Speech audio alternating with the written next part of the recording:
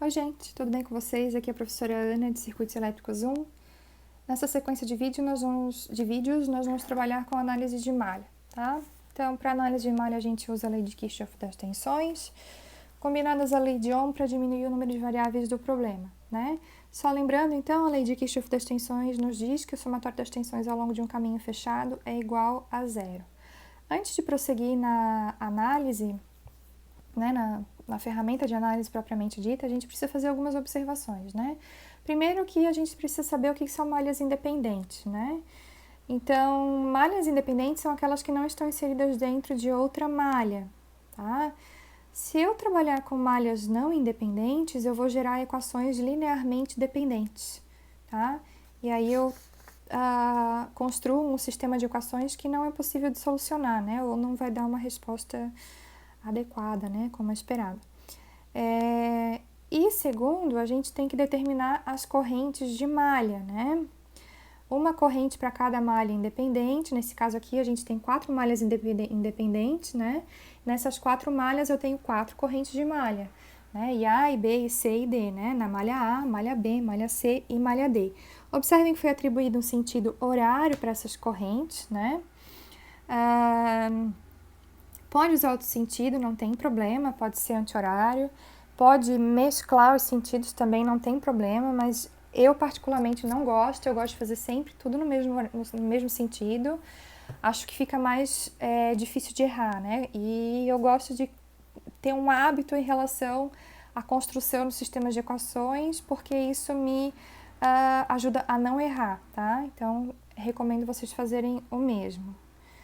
Então, existe também uma fórmula matemática para determinar o número de equações linearmente independentes, tá? Então, o circuito com B ramos, né? B vem de branches, que é ramos em inglês, e N nós necessita de B menos N mais 1 equações lineares independentes para determinar todas as correntes desconhecidas dos ramos, tá? Aqui eu destrincho um pouco essa equação, tá? Então, a gente tem aqui, deixa eu abrir, 8 ramos, né? Indicação de 8 ramos e 5 nós. Então, vamos observar o circuito aqui. A definição de ramo, né? É aquele que contém um único elemento, está entre 2 nós. Então, a gente tem aqui fonte de corrente I1, né? Tem o ramo 1. Resistor R1, ramo 2. Resistor R2, ramo 3. Resistor R3, ramo 4, fonte de tensão V1, ramo 5, resistor R4, ramo 6, fonte de tensão V2, ramo 7, resistor R5, ramo 8. Então, nós temos um total de 8 ramos e 5 nós, né? Tem o nó 1 lá em cima, né? Indicação circular, nó 1, nó 2, nó 3, 4 e 5. Então, 8 menos 5, 3, com mais 1, 4. 4 equações. Já tem uma indicação visual de que há 4 malhas independentes e, por consequência, a gente vai levantar 4 equações independentes, né?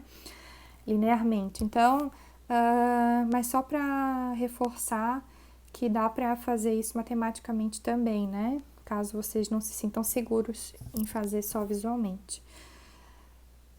As correntes de malha nesse circuito, né, conforme a gente já conversou no outro slide, são IA, IB, IC e D. E as correntes dos ramos são I1, I2, I3, I4, I5, I6, I7 e I8, né? Eu quero fazer uma observação aqui com vocês, que é o seguinte, as correntes de malha, elas não são correntes reais dos circuitos, tá? Elas fazem parte de um modelo matemático para solução, né, para análise de circuitos, mas elas não correspondem a correntes reais, tá? Por que existem essas correntes de malha? Porque se eu consigo gerar 4 equações linearmente independentes, eu preciso de 4 variáveis. Se eu utilizasse todas as correntes de ramos, eu teria, então, 8 variáveis, né? Daí, 8 variáveis, 4 equações linearmente independentes, né? Ia ficar difícil resolver esse sistema. Então, se cria, né, esse artifício matemático, que são as correntes de malha, para análise, certo? Se eu quiser obter as correntes reais do meu circuito, eu posso, então, utilizar essas correntes de malha. Aqui tem uma indicação de como fazer isso para cada uma dessas correntes de malha. Então, vou chamar a atenção de vocês para a corrente I1, que está aqui, ó, né? Essa corrente I1, né, é proveniente de uma fonte de corrente. Essa fonte de corrente está numa extremidade, né? Acontece que ali, utilizando o conceito de corrente de malha, somente a corrente de malha IA passa nesse ramo, né? Então, elas são coincidentes, ou seja, IA é igual a I1. Se eu estivesse falando de um sistema de equações para encontrar essas variáveis, ali nesse momento eu teria uma variável resolvida, né? Já teria encontrado um valor para IA, tá? Depois eu tenho aqui a corrente I2 que percorre o resistor R1, tá? Essa corrente I2, que é a corrente real do resistor 1, ela pode ser